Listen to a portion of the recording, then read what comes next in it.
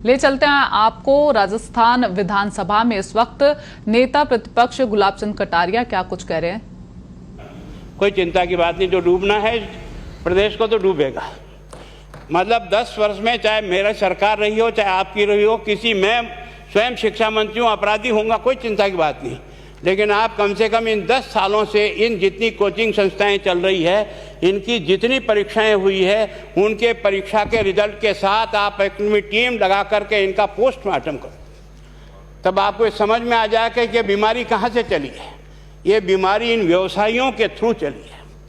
मैं और आप पेपर आउट करेंगे, पेपर लाऊंगा, 5 लाख दे दूंगा, 8 लाख दे दूंगा, मैं क्या 2 करोड़ 5 करोड़ 8 करोड़ दे सकता हूँ क्या भैया? ये सारे के सारे जो पैसे देने वाले बड़े बड़े दिग्गज लोग हैं, जो कोई 10 करोड़ में पेपर ले जाता है, कोई 3 करोड़ में ले जाता है, कोई 2 करोड़ में ले जाता है, फिर अपने कोचिंग संस्थान में रिजल्ट लाता है, उसके बाद बड़े बड़े पोस्टर बाहर लगाता है, मेरा 100% सिलेक्शन। ये है बीमारी की जड़। अगर मार करना चाहते हो तो यहाँ करो, तब तो जा कर के इसको कोई रोक सकोगे। बाकी से केवल मन को संतुष्ट करने का काम करो तो ये राजस्थान के उस गरीब बच्चे के साथ न्याय नहीं होगा, जो बड़ी मुश्किल से पढ़ता है, अपने घर में बूढ़े माँ बाप को भूखे मार के पढ़ता है और उसके बाद परीक्षा के लिए जाता है, रोता हुआ घर लौटता है। क्या दुख नहीं होता है? हम लोगों के मन में कोई रहम नहीं है कि आखिर उस बच्चे का क्या होगा जो अपनी बड़ी पीड़ा के साथ पढ़ रहा है। इन सारे पैसे वाले लोगों के पास में आपने सारी सरकारी नौकरियों को भेज दिया। मैं बहुत कड़वा सच बोल रहा हूँ। आज जो पिछले 8 साल में नौकरी में लगे ना, उन सब का भी पोस्टमार्टम कराओ, आपको लगेगा आधा फर्जी मामला निकलेगा।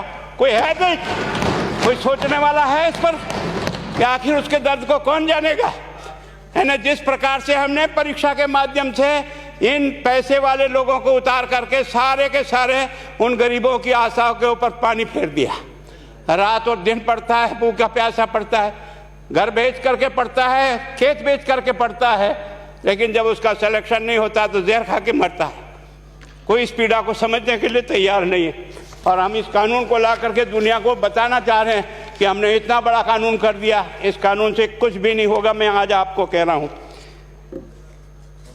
ये जो आपने नए प्रावधान जोड़े हैं, मैं सोचता हूँ कि मुझे कुछ बोलने की इच्छा नहीं, मुझे बहुत दुख है इस बात का। क्या होगा ये?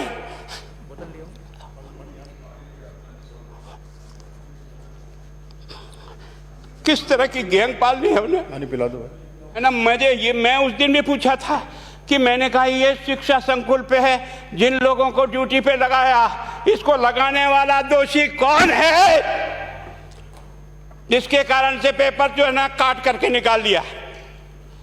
ये तो ठीक है, भाग्य हमारा अच्छा था कि सवाई माधोपुर की घटना फूट गई और एसओजी को उसमें हाथ में लग करके कुछ केस लग गया।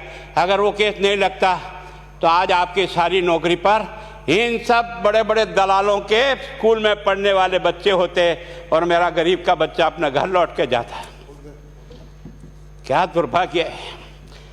और इस कारण से केवल इसके लिए खुश मत हो जाओ कि हमने कानून बहुत सख्त बना दिया इसलिए अपराधी रुक जाएगा। नहीं, सिस्टम को बदलना होगा, ये परीक्षा का सिस्टम चेंज करना होगा।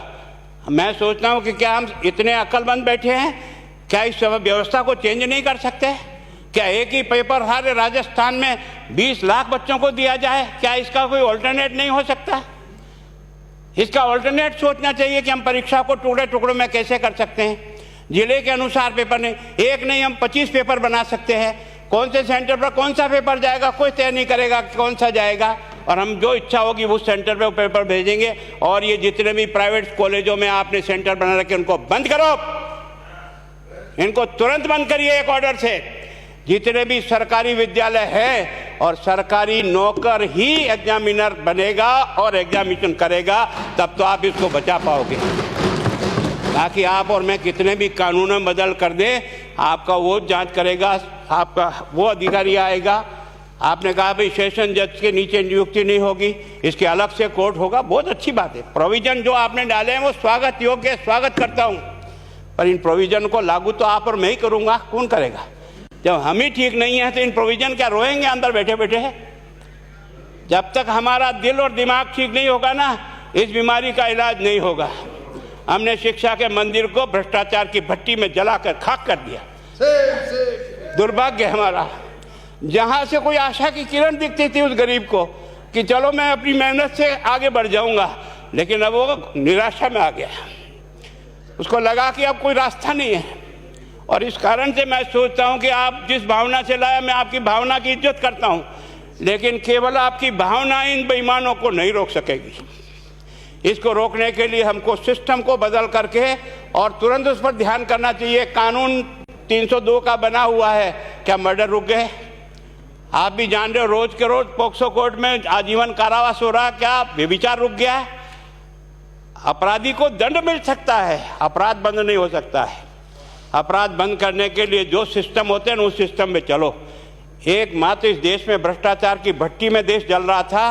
केवल और केवल एक तरह से प्रत्येक व्यक्ति का खाता खुलवाकर देश के प्रधानमंत्री में सारा का सारा बेनिफिट उसका सीधा खाते में डाला। बेईमानों को चोट लगी नहीं लगी, उस तरफ अपना दिमाग बचाओ, उस तरफ अपना दिमाग लगाओ। किस बीमारी का इलाज कहाँ है और कैसे हो, इस बारे में चिंता करने की कोशिश करो।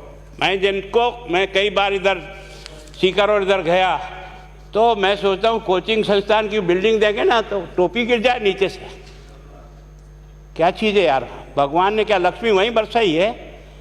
और जो बाकी संस्थाएं, उसका कारण यह है कि हमने अपनी दुकान को इतनी कमज़ोर कर दी है कि जहाँ बच्चे अच्छी तरह से शिक्षा लेकर के हम जैसे गरीब पढ़ करके यहाँ आ गए, अब वो रास्ते नहीं हैं। और इस कारण से मेरी बहुत विनम्र प्रार्थना है, इस बीमारी का इलाज चाहिए बच्चे को, कानून से नहीं होगा, कानून के अलावा होगा, और उसमें आप करें। धन्यवाद। Thank you. माननीय मंत्री महोदय।